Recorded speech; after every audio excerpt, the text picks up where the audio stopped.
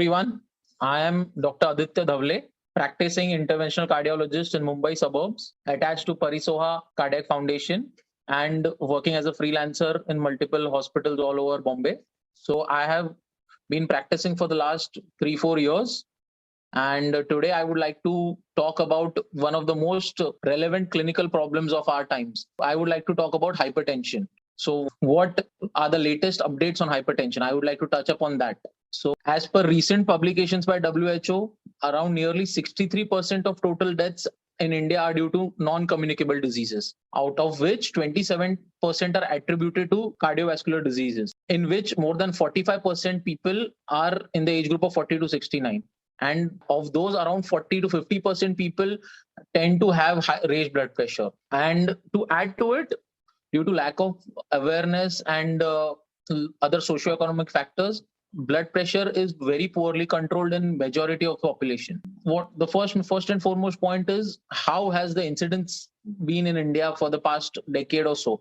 In India, the prevalence of hypertension has gone to the level of 38% in men and 32% in women, which is quite high. India tends to have the highest number of hypertensive patients in the world. Despite such alarming numbers, nearly half of the people or more than 50%, 51% of men and 41% of women, they are unaware of the condition. They do not take any treatment. They are poorly treated. International Society of Hypertension has released the 2020 Global Hypertension Guidelines, which suggest optimal and essential treatment paradigm attempts to be made for optimal control of blood pressure irrespective of the age group. In 2021, the AHA released a scientific statement for management of stage 1 hypertension among patients with low atherosclerotic vascular disease. Among low-risk adults with stage 1 hypertension, blood pressure of 130 to 139 systolic, over 80 to 89 of diastolic, means starts with non-pharmacological, that is lifestyle modification, eating low salt, regular exercise, cardiovascular exercises. Then lowering systolic blood pressure targets from 110 to less than 130 range substantially reduce CV adverse effect, according to this article. This was affirmed in the SPRINT trial for older population, which is done in Chinese population. Now coming to ambulatory BP monitoring, with regards to prognostic value of ambulatory BP monitoring and nighttime blood pressure monitoring, the 2018 European guidelines suggested that diagnosis of hypertension should not be only dependent on office blood pressure measurements, but also on these out of office, such as ambulatory BP monitoring. Most patients with hypertension require lifelong medical therapy to achieve optimal BP control. The 2018 European guidelines equally recommended 5 classes of antihypertensive drugs. Considering high non-adherence, the importance of combination treatment is particularly highlighted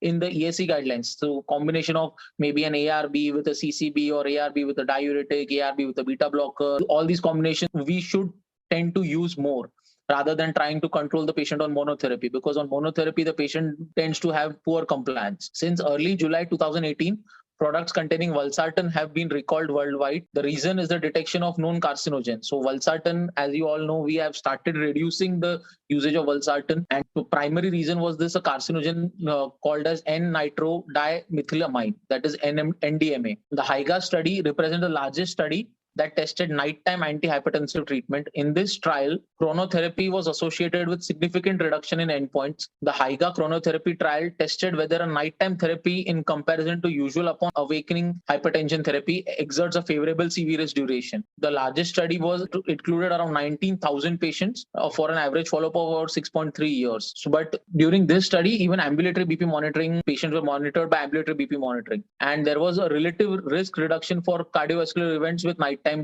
treatment as compared to normal awakening therapy.